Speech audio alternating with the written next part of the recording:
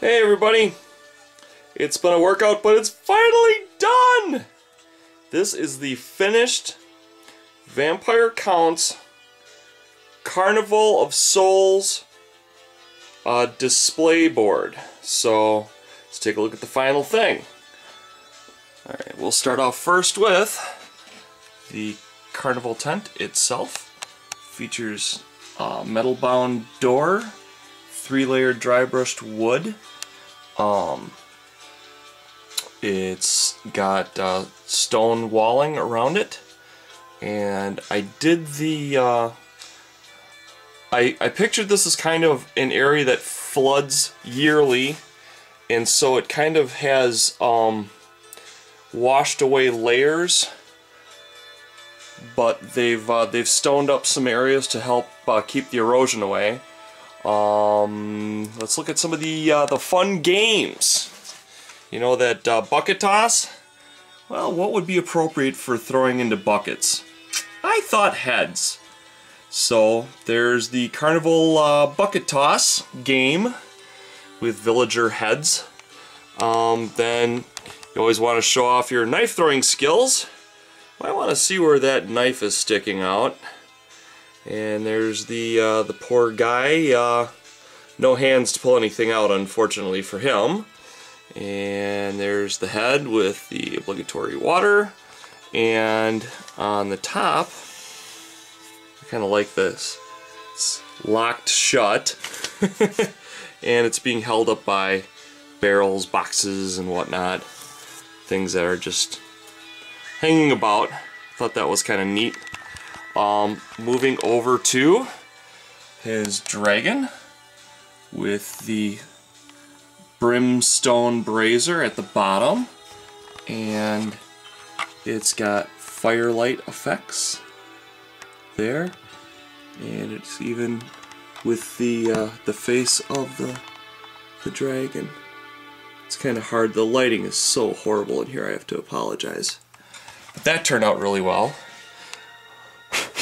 We have Floating Knight number 1, and moving along, you have Floating Knight number 2. Sorry about the dust there. And here's more of a close-up of the bridge. I wanted to keep with the stone feel and with the skull motif. So that went along really nicely, and you can of course look underneath it and check that out. I thought a raft with body parts was appropriate, so I went with that. And the water, by the way, is two-toned. All the waves are highlighted. Moving along, I have another fun. You know that ring the bell? Well, guess where the head was? I thought that was kind of cool. Whoop. Here, let me pull that back out a bit. But remember I was talking about that weld splatter? What are you going to use weld splatter for? Smashed heads, it seems to work really well. And then of course we went with the Celtic knot bell for that medieval feel. I thought that worked out very nicely. And then we've got this tier going up to the tier where the dragon's going to be. And Carnival of Souls with weathered wood and a couple of heads thrown in.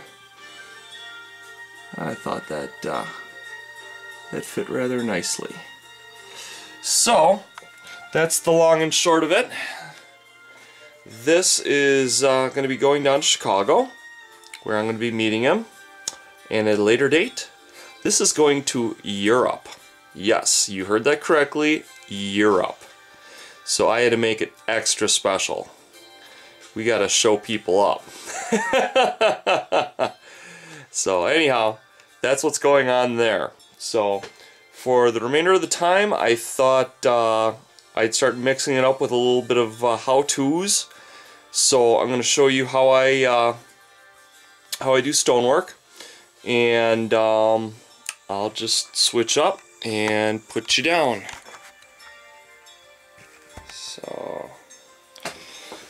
Oh, let's see. Alright. Hope this helps a bit. Seems awfully close. Do we got a wide lens? Okay. Move that back a little bit. Okay, that's not so horrible. Okay. I've already made and black based it, but I'm going to be dry brushing up what I call standing stones. Some things you're able to luck out and you're able to do prep work on it. Some things you can't. This is one of the jobs that I luck out. I can do some prep work on it. So, I already made my green base and I've already highlighted it. And these are going to be my standing stones. They've got kind of roughed edging along them with some flat surfaces, and that's where it got stuck in, so I could spray paint it and get all the under angles. You know, looks kind of stupid if you turn it upside down and it's showing pink or blue. So try and keep that to a minimum. I try and keep that to a minimum whenever I can.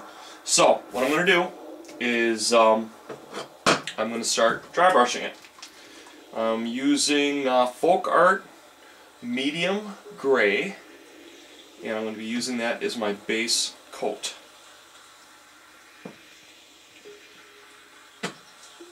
Okay, and I gotta find, that's actually a pretty good brush for this job.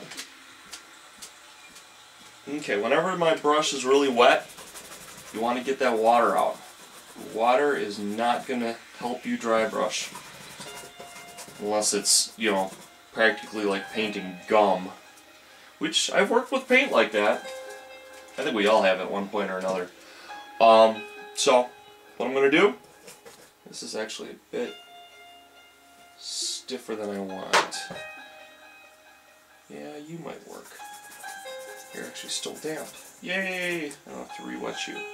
Okay, so I'm going to use a bigger brush. Now this is pretty long. This is about almost an inch, maybe even an inch.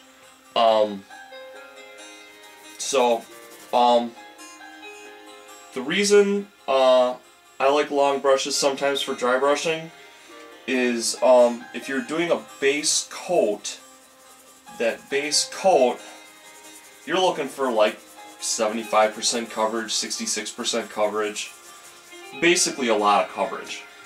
So you want a brush that you can load up fairly well, because you're going to be covering most of the surface anyways.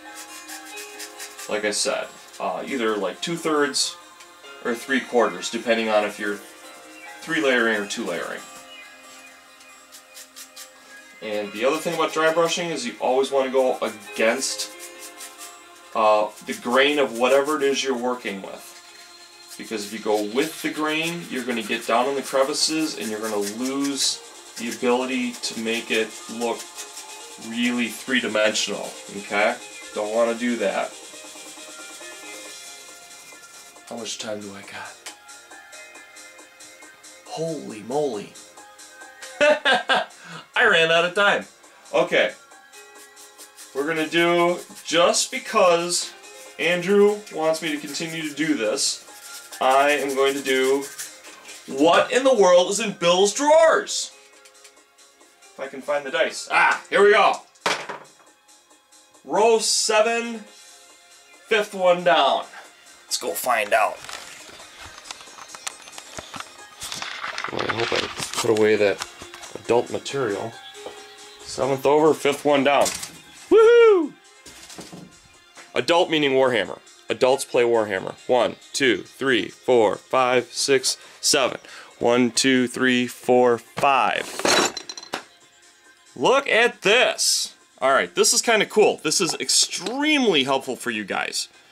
I got this from the bottom of a drink bottle. Now, does that not scream Tau or Star Wars? If that doesn't, I don't know what is.